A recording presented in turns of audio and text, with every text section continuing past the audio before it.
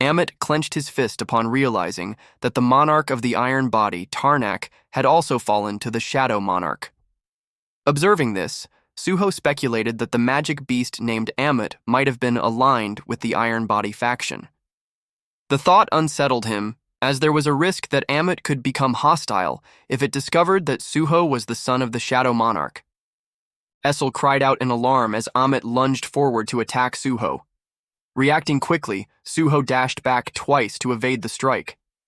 Amit's sudden aggression left Suho startled, interpreting the creature's attack as a test of truthfulness. Suho noted to himself how lightly Amit treated the idea of killing, executing anyone he suspected of lying or withholding information. When asked again about the fate of the monarch of the iron body, Suho confirmed what he had heard, that the Shadow Monarch had defeated all the monarchs. He cautiously hoped that Amit wouldn't lose control over the news.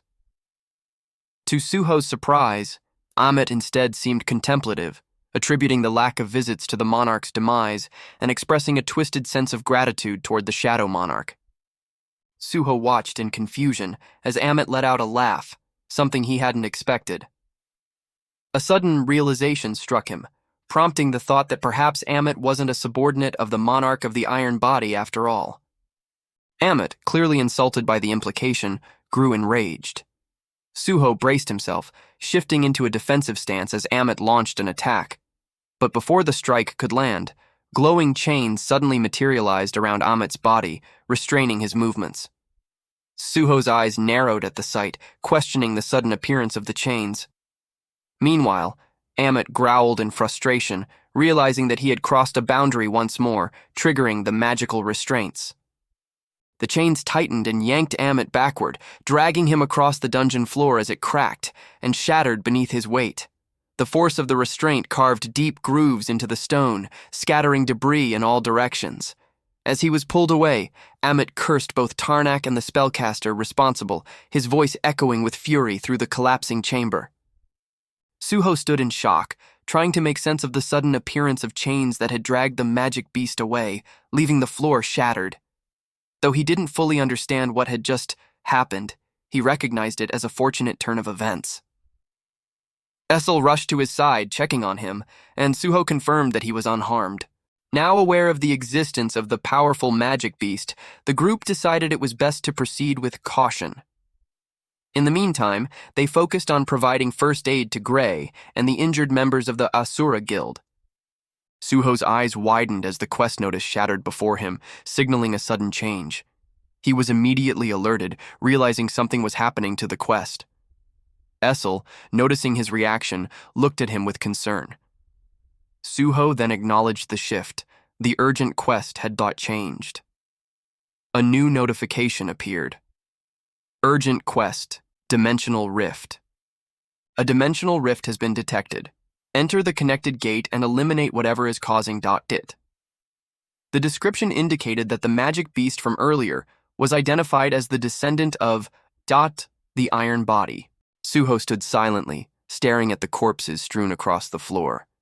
From their attire, he recognized them as members of the Scavenger Guild, completely annihilated by Amit. His gaze lingered as Amit addressed him, acknowledging Suho's presence and questioning whether he had come to visit. Suho approached, this time intent on a genuine conversation. Amit, however, seemed puzzled, remarking that they had already spoken. Suho disagreed inwardly, thinking that attempting to kill that someone mid-conversation didn't exactly count as proper dialogue. Amit dismissed it, nonchalantly, attributing that behavior to Tarnak, claiming that was all he had ever learned from the Iron Body Monarch. To Suho, Amit gave off the impression of a violent but strangely honest child. The idea of recruiting such a being as a companion felt daunting. Suho shifted the conversation, asking about Amit's apparent resentment toward Tarnak. With nothing else to do while bound by chains, Amit began to explain. He introduced himself, formally, Amit, a being created by Tarnak and a spellcaster. Once an ordinary humanoid, he had been transformed and cast away into the tomb, abandoned. Suho, surprised, asked for clarification.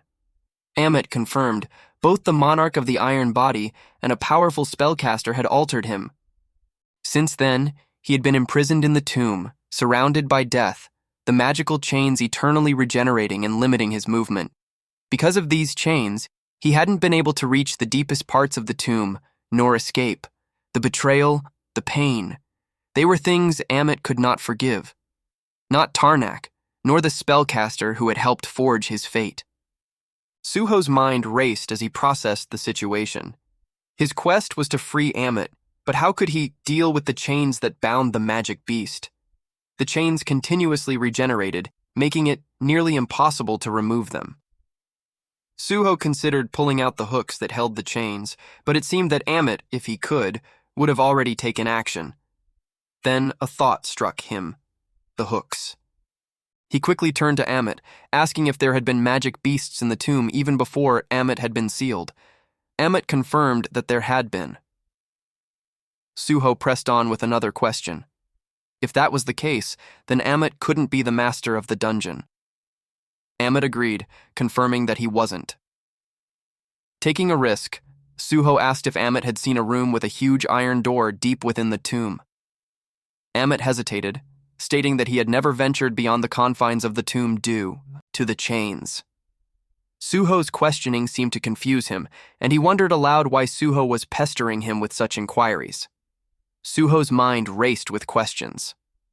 It seemed strange that Amit was allowed to roam freely within the dungeon, so why did the spellcaster have the chains regenerate once Amit moved beyond a certain distance?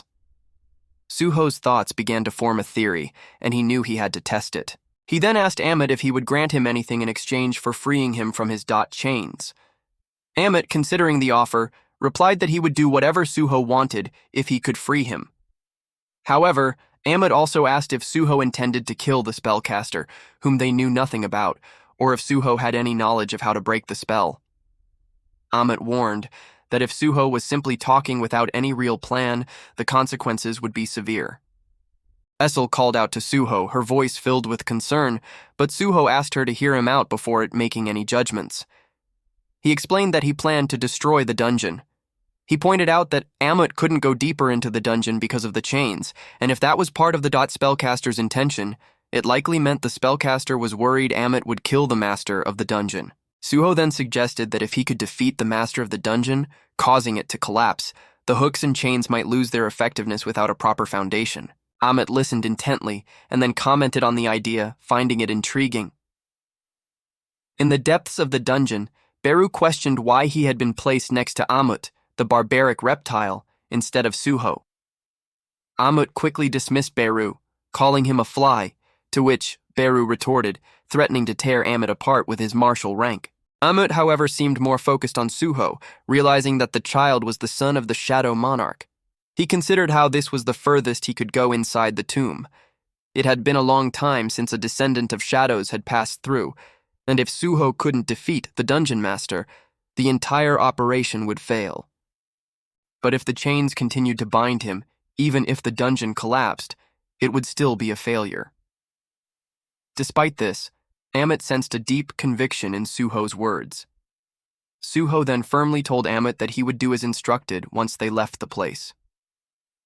Amit reflected on his creator, Tarnak, and his belief in the strength of flesh, but he realized that even being weaker than him, could stand strong. He thought that Suho might indeed be the one capable of freeing him from his chains. Suho launched a powerful punch, sending the undead crashing to the ground. Without pausing, he continued his assault, clearing the way toward the boss room. As he caught his breath, Essel stood beside him. Ahead of them, seated on the throne, awaited the final opponent, Tomb Warden, Saika.